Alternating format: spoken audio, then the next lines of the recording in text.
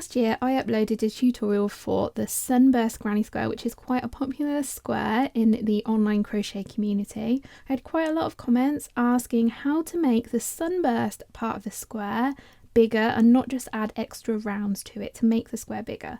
So in this video I'm going to show you how to make the Sunburst granny square bigger. You can see I've added an extra round of clusters here, and the final round of the square is slightly different as well. So I'll take you through rounds 4 and 5 step by step.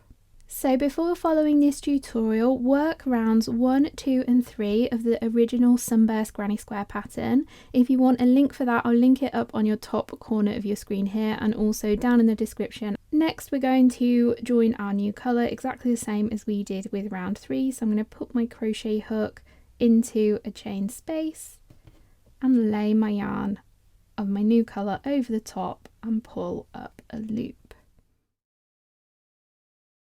So round 4 also uses cluster stitches like round 3, but in round 3 we did 4 double crochet clusters, so 4 partial double crochets joined at the top. For this round we're going to do 5 double crochet clusters. So just like with round 3, our first cluster is a little bit different because we need to accommodate our starting chain.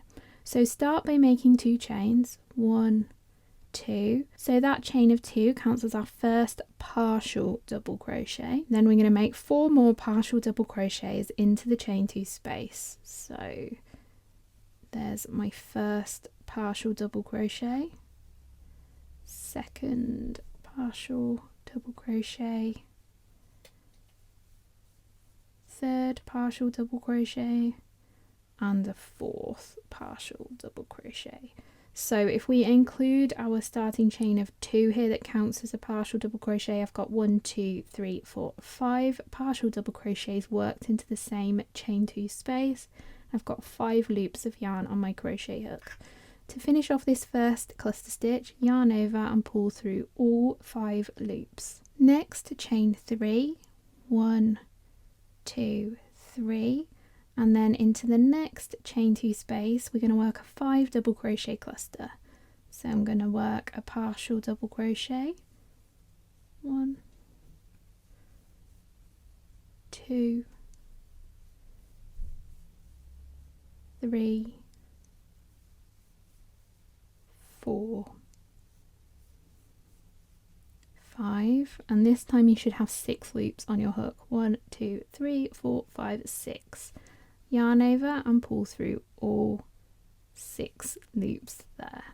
Then chain 3 and repeat around. So we're going to do a 5 double crochet cluster in the next chain 2 space, chain 3, 5 double crochet cluster in the next space, chain 3, all the way around until you've worked a total of 16 cluster stitches and 16 chain 3 spaces, and then I'll meet you back here and I'll show you what's different for round 5. So this is what my sunburst is looking like at the end of round 4, and I've just finished off just as we did at the end of round 3, so exactly the same. Next I'm going to go ahead and join my next colour to any of these spaces just as we've done previously, and we're ready for round 5.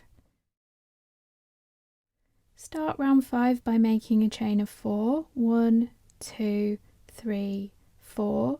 That counts as your first treble crochet stitch. Next, work 2 more treble crochets into the same space. 1,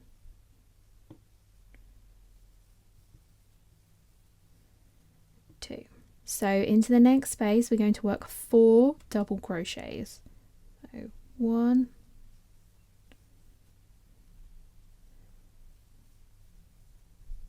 2, 3, 4.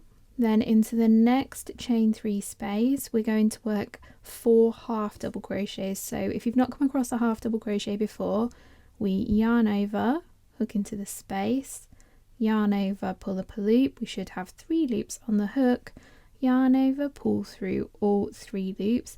That is a half double crochet. And we're going to work 3 more of those into the same space. So 1, 2, 3. And these shorter half double crochet stitches keep the sides of our square nice and straight. Then into the next space, work 4 double crochets. So 1,